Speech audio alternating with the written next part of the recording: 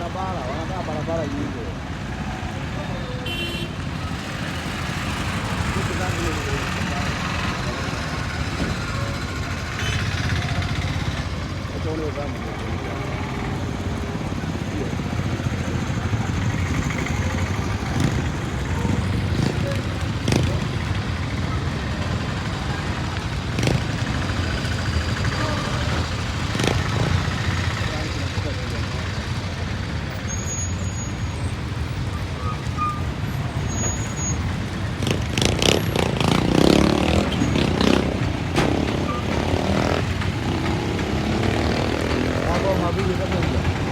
Jakuwa vingi sana. Unajua kuna gari kwa inapita hapa.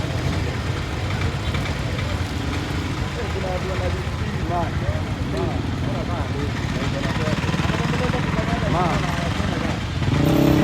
inapita hapo na hivi. Kwanza hiyo na licho hivi. Umeka juu sana. Umeka juu sana. Like umeka hapo.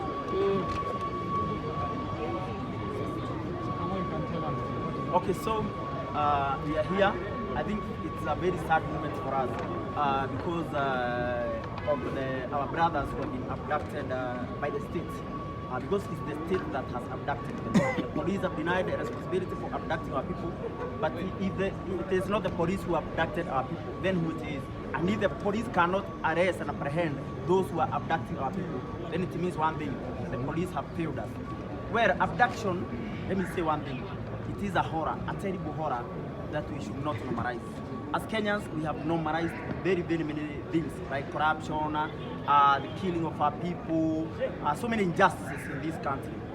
We've seen them happen every day, every single day, but we have normalized them. It is very sad that we have normalized these things without holding our leaders into account. If you want to know how terrible this evil is, this evil of abductions, I've heard one lady here say that there's a certain parent, the mother of one of the abductees, who has paralyzed because she could not handle that. So you see what pain we are causing to our people.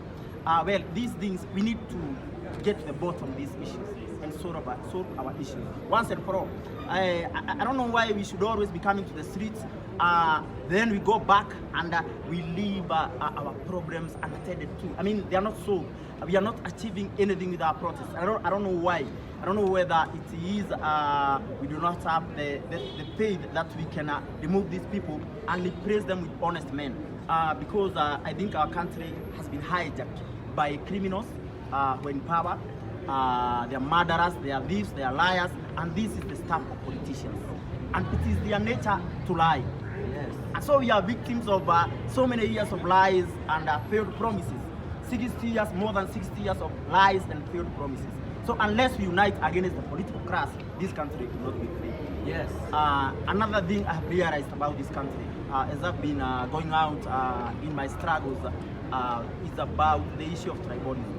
I think that is why we are failing. And I think that is why we are always defeated by our politicians. In fact, that is why Ruto is in power today, because of tribalism. And the moment we sit down and talk about this issue and rise above hate, divisions, tribal divisions and tribal hatred, we shall be able to take power in this country. Otherwise, this is something that is in the mind. It's a mindset. You see, tribalism is a disease of the mind. It is a state of the mind. It is something ingrained in us. And I think this thing we inherited from the colonialists. The colonialists are the ones who use tribalism to divide Africans for easy colonization and exploitation of Africans in their own land. Till today, we see tribalism reigning supreme in this country. We have never been able to solve the issue of tribalism. And I will tell you this for sure, that these problems will keep recurring again and again. We'll go again and fight the same problems again and again, because we have become a nation that only tries to address the symptoms of our problems. But we have refused to become a nation that must once and for all address the root cause of our problems. Yes. I think we need to come together. All people who have got brains. I mean, we have people with brains in this country. Woke people. People who love this country. People who died for this country. But there's one thing we are lacking. That is unity. We don't have unity at all. And that is why we are always defeated by the politicians. We saw the other day in Mozambique, they came behind us and they did a protest and overthrew the president ran away. But here Ruto is still put. In fact, we have not done anything to shake him to the core. We have not done that.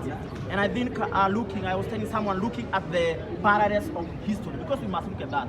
I remember that during multi-party democracy, people died fighting for multi-party.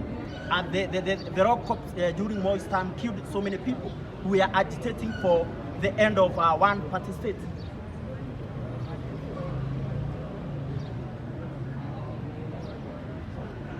One-party state. And so after that, people did unite. There was a very strong unity of purpose in this country. That's when Ford was born. And I think Ford was going to remove Moi from power. But Moi was able to buy time, and he came out and divided the opposition. But what I'm saying is, in this time, we saw our brothers being killed on June 25. Those were martyrs. But it seems that their blood will go in vain, because we are refused to unite as human rights activists, as defenders of human rights, as agitators of change in this country, as people who want to see real change, not piecemeal changes. We have refused to unite. That is our problem, Kenyans. Yes. Don't look for a problem anywhere else. It is simple as that. We have refused to unite. And if we can't unite, then we'll continue being ruled by sick people, by corrupt people, by murderers, by thieves and liars. And they will say put, because we have refused to unite against them. I believe time has come for us to unite, for Africa to unite, for the poor people of Africa to unite, because we are fighting against an evil that is so depleted, an evil called neocolonialism. I think we must see beyond the political class or the oppressors who are our leaders, because we must see the hand of colonialism in this, the hand of IMF and World Bank in Africa's problems. In fact, these are the people who cause our problems.